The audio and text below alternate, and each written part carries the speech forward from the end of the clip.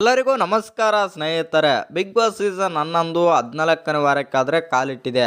ಇನ್ನು ಈ ವಾರ ಬಿಗ್ ಬಾಸ್ ಮನೆಯಲ್ಲಿ ಯಾರೆಲ್ಲ ನಾಮಿನೇಟ್ ಆಗಿದ್ದಾರೆ ಮತ್ತು ಈ ವಾರ ಬಿಗ್ ಬಾಸ್ ಮನೆಯಲ್ಲಿ ಎಲಿಮಿನೇಷನ್ ಇರುತ್ತಾ ಇಲ್ವಾ ಅಂತ ತಿಳ್ಕೊಂಬರೋಣ ಬನ್ನಿ.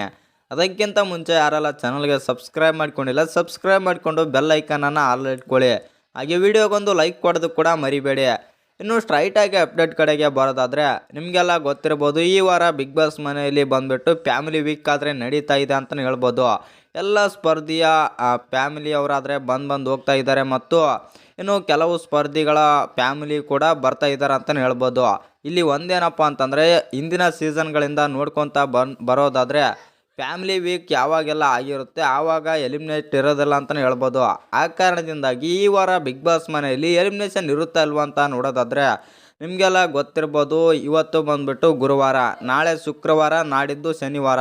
ಆ ಕಾರಣದಿಂದಾಗಿ ನಾಳೆ ಒಂದೇ ದಿನ ವೋಟಿಂಗ್ ಲೈನ್ಸ್ ಓಪನ್ ಮಾಡಿ ಎಲಿಮಿನೇಟ್ ಮಾಡೋಕ್ಕೆ ಸಾಧ್ಯ ಇಲ್ಲ ಅಂತಲೇ ಹೇಳ್ಬೋದು. ಇನ್ನು ಬಿಗ್ ಬಾಸ್ ಮನೆಯಲ್ಲಿ ಯಾವಾಗೆಲ್ಲ ಫ್ಯಾಮಿಲಿ ವೀಕ್ ಆಗಿರುತ್ತೆ ಆ ವೀಕ್ನಲ್ಲಿ ಬಂದುಬಿಟ್ಟು ಎಲಿಮಿನೇಷನ್ ನಡೆಯೋದಿಲ್ಲ ಅಂತಲೇ ಹೇಳ್ಬೋದು. ಆ ಕಾರಣದಿಂದಾಗಿ ಈ ವಾರ ಬಿಗ್ ಬಾಸ್ ಮನೆಯಲ್ಲಿ ಆಲ್ಮೋಸ್ಟ್ ಆಲ್ ಆಗಿ 90% ಹೇಳ್ಬೇಕಂತಂದ್ರೆ ಬಿಗ್ ಬಾಸ್ ಮನೆಯಲ್ಲಿ ಈ ವಾರ ಎಲಿಮಿನೇಟ್ ಇರೋದಿಲ್ಲ ಅಂತಾನೆ ಹೇಳ್ಬೋದು. ಇನ್ನು ಈ ವಾರ ಬಿಗ್ ಬಾಸ್ ಮನೆಯಲ್ಲಿ ನಾಮಿನೇಷನ್ ಪ್ರಕ್ರಿಯೆ ಕೂಡ ಪೂರ್ಣಗೊಂಡಿಲ್ಲ ಮತ್ತು ಸ್ಟಾರ್ಟೇ ಆಗಿಲ್ಲ ಟಾಸ್ಕ್ ಅಂತಾನೆ ಹೇಳ್ಬೋದು.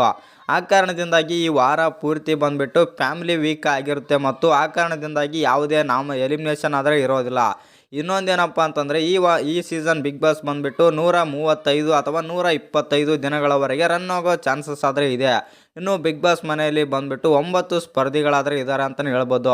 ಇನ್ನು ಗ್ರ್ಯಾಂಡ್ ಫಿನಾಲೆಗೆ ಬಂದುಬಿಟ್ಟು 5 ಸ್ಪರ್ಧಿಗಳಾದರೆ ಹೋಗ್ತಾರೆ ಮತ್ತು ಇನ್ನು 4 ಸ್ಪರ್ಧಿಗಳಾದರೆ ಎಲಿಮಿನೇಟ್ ಆದರೆ ಆಗ್ತಾರೆ. ಆ ಕಾರಣದಿಂದಾಗಿ ಈ ವಾರ ಫ್ಯಾಮಿಲಿ ವೀಕ್ ಆಗಿರೋ ಕಾರಣದಿಂದಾಗಿ ಬಿಗ್ ಬಾಸ್ ಮನೆಯಲ್ಲಿ ಯಾವುದೇ ಸ್ಪರ್ಧಿ ಆದರೆ ಎಲಿಮಿನೇಟ್ ಆಗೋದಿಲ್ಲ ಅಂತಲೇ ಹೇಳ್ಬೋದು. ಇನ್ನು ನಿಮ್ಮ ಪ್ರಕಾರ ಈ ವಾರ ಬಿಗ್ ಬಾಸ್ ಮನೆಯಿಂದ ಎಲಿಮಿನೇಟ್ ಆದರೆ ಯಾರಾಗಬೇಕಂತ ಕಮೆಂಟ್ ಮಾಡೋದನ್ನು ಮರಿಬೇಡಿ.